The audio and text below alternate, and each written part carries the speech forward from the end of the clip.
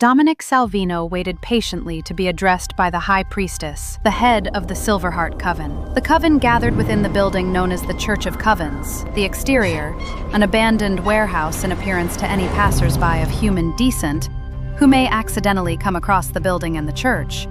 Though a gathering spot for the Silverheart Coven was also one of many portals that led into another realm, a realm unbeknownst to humans called Tenebrosity.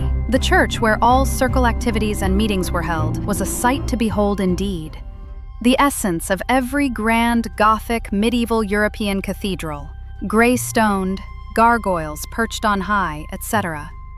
And where all were currently awaiting the High Priestess's voice to sound. Dominic had been informed by the High Priestess herself, moments prior to the gathering, that he would be infiltrating one of the top witch hunter academies to find the one they had been searching for nearly a decade. He was doing his best to keep his excitement in check, for this was his first undercover mission, and as the youngest Silverheart member at age 20 to be given such an important one, it was the highest of compliments. Beyond the heavy oak doors of the entrance were intricately carved wooden pews with engravings of coven symbols and ritualistic runes. The pews for the coven differed from human church pews only slightly, because where typical churches just had wooden benches, this place had cushioned benching and backings in cream-colored suede leather, soft to the touch and comfortable to sit upon. Where most of those chose to utilize these seats, Dominic had been given permission to sit in a high-backed chair near where the High Priestess stood. High Priestess stood on a raised platform and gazed out across the crowd, dressed in her ceremonial garb that consisted of a gown of silky white, an ivory cloak draped upon her shoulders, a silver diadem positioned to rest against the center of her forehead and wrapped around to hook at the back, hidden within her silver white hair. She is truly the embodiment of the goddess Hecate, Dominic thought to himself as he gazed in her direction, admiring her beauty from where he sat. All the Silverheart Coven patiently waited to find out why they had been summoned at such a late hour.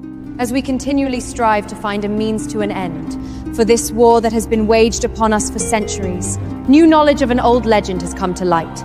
The myth of that of a hunter-turned-witch is no longer just a story, she said, her voice rising a pitch higher in excitement as she finished her speech. Members of the circle began to whisper, turning to their neighbors, questioning among themselves how this could be so. High Priestess raised her hand to quiet everyone. As you are all aware, we have spies placed throughout the hunters' organizations and academies, who have been supplying intel on the activities and movements of the Hunters Association for decades. Unbeknownst to the Hunters, there has been an active undercurrent of magic flowing through one of their schools called the Black Sun Academy.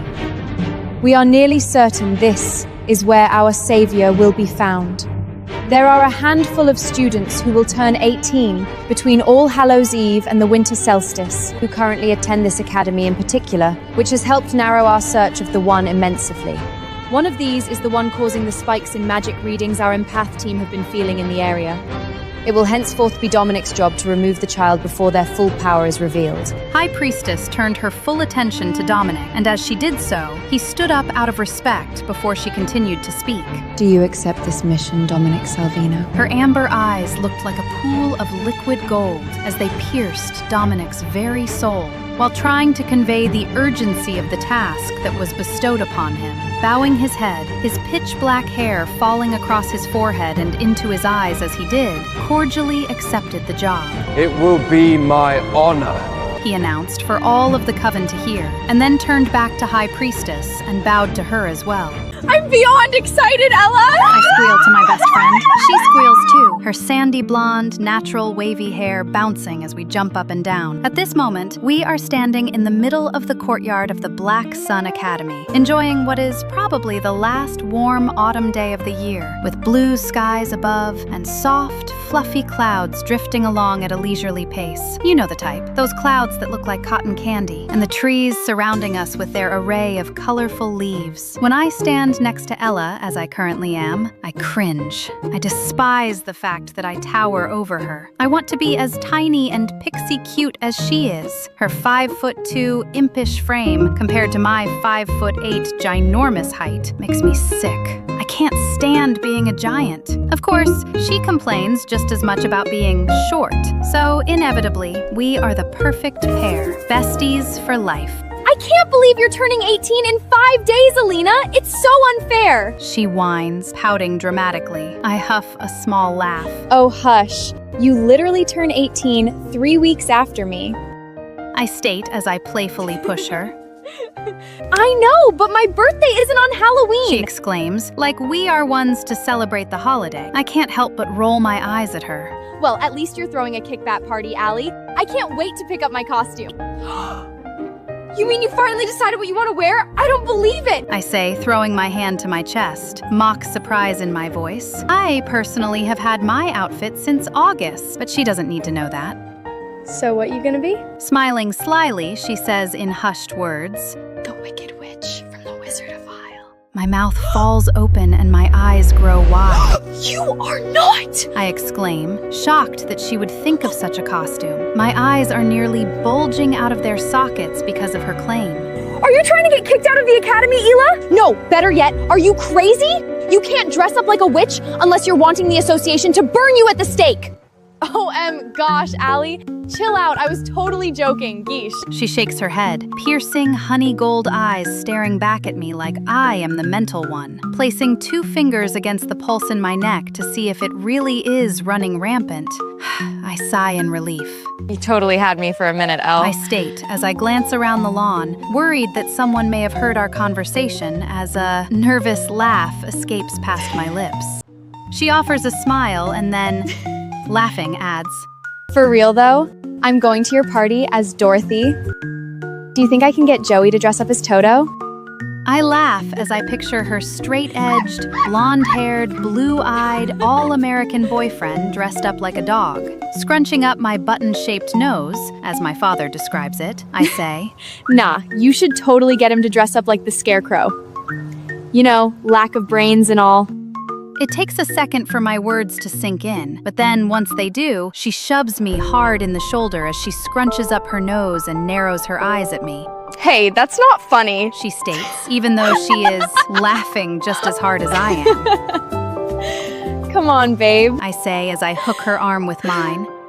Let's go to the cafe and get some munchies. We continue to giggle as we cross the courtyard, over Main Street to our favorite spot, the Corner Cafe. Appropriately named so because it literally sits on the corner of our 2 busiest streets, Main and High. We fling the glass door open, and the tiny brass bells rattle obnoxiously above our heads. Ella skips off, going up to the counter where her boyfriend is standing opposite her, taking orders. Our favorite spot to sit is vacant, so I take one of the seats, an old-fashioned, blue-painted soda shop-style chair, and not so gracefully flop onto it while I wait for Ella to join me. My gaze drifts towards the large bay window, and I stare out it, people-watching for a moment, until my attention is drawn back to Ella and Joey due to their loud laughter. For a split second, a flash of jealousy consumes me while I watch the lovebirds enviously. I so badly want what they have, to be in love, all flirty while sharing secret smiles with one another. To be loved by someone other than my parents. Don't get me wrong, I've gone on dates and even had a steady boyfriend all through my junior year, last year at the academy, but we just didn't have that spark between us, and we decided to break up.